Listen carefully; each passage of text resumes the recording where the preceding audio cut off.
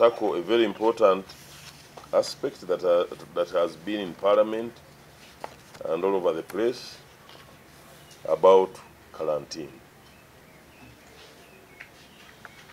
Today, the Minister of Agriculture, Animal Industry and Fisheries announces lifting of quarantine restrictions which were imposed on the following sub-counties due to the outbreak of foot and mouth disease.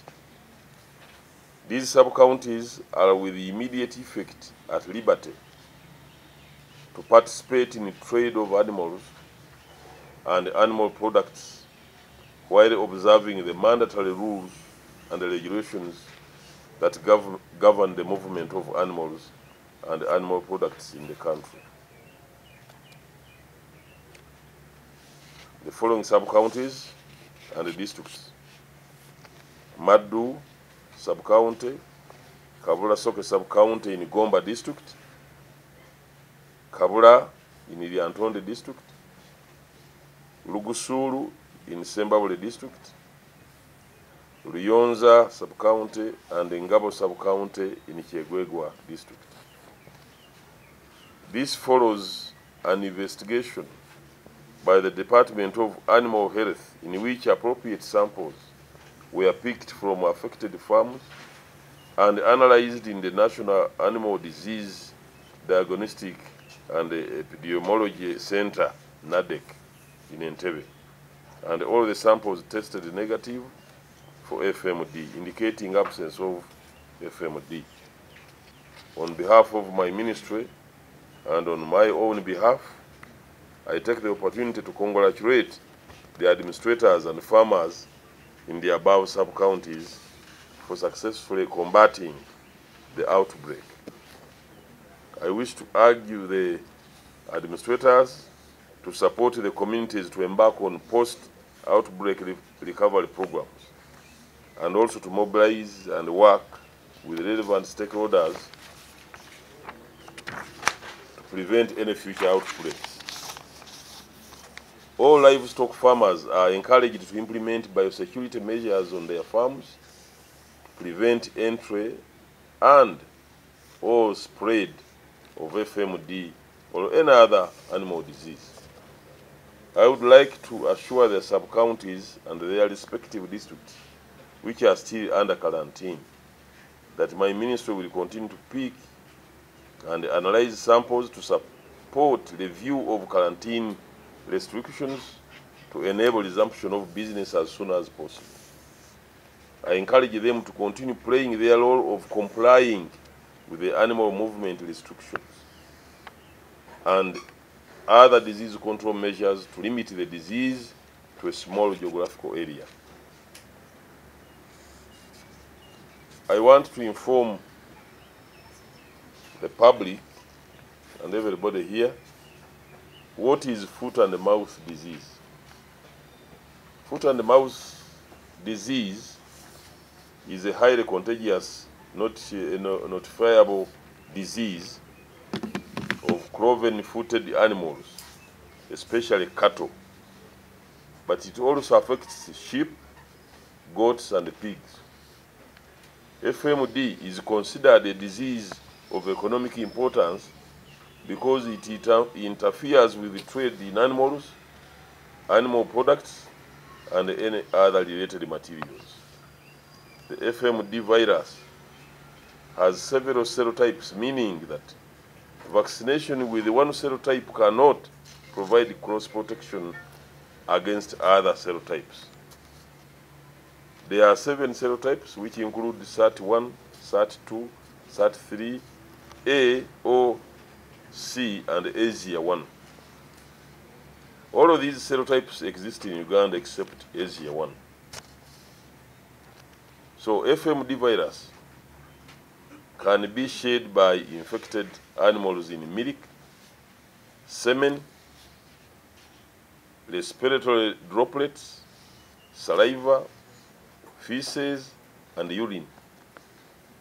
Some ruminants may retain or remain in long term or as long-term FD carriers.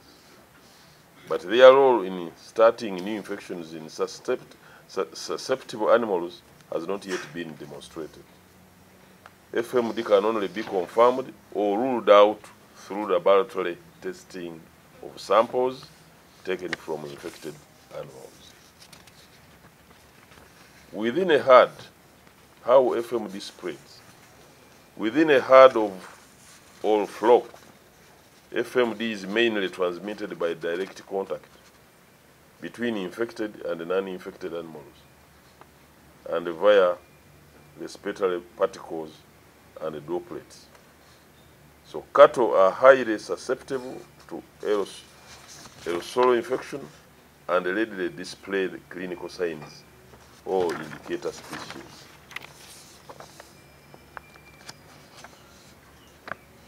Preventing entry into or spread of FMD, or what you call farm biosecurity. Farmers should note the following recommended measures for FMD control. Fencing. 1. Fencing and keeping the fence to prevent animals from being moved into or from the affected farm.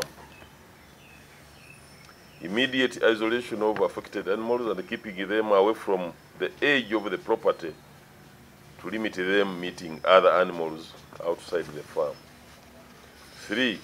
Reporting suspected cases of FMD to the nearest veterinarian or administrator for authorities to investigate and confirm the disease using laboratory tests.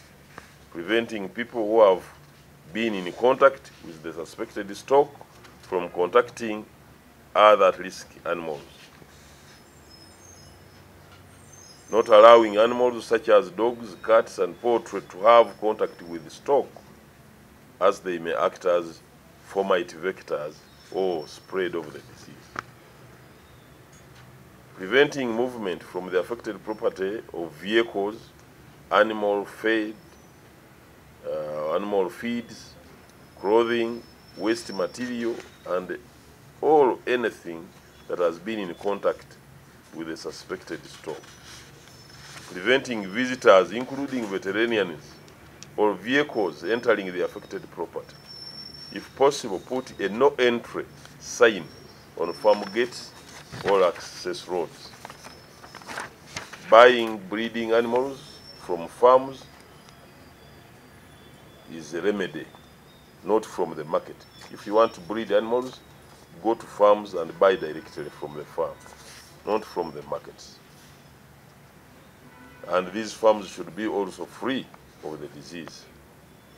Isolating newly arrived animals for at least 2 weeks before allowing them to mix with the already on the farm animals until you observe any signs of absence or presence of disease.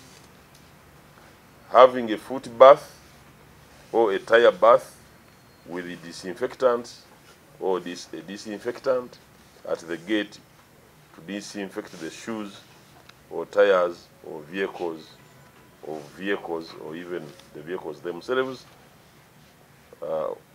before they enter the farm premises. Vaccinating cattle, sheep, goats, pigs every 6 months using a vaccine that contains all of the cell types which are circulating in the country to increase the immunity of animals.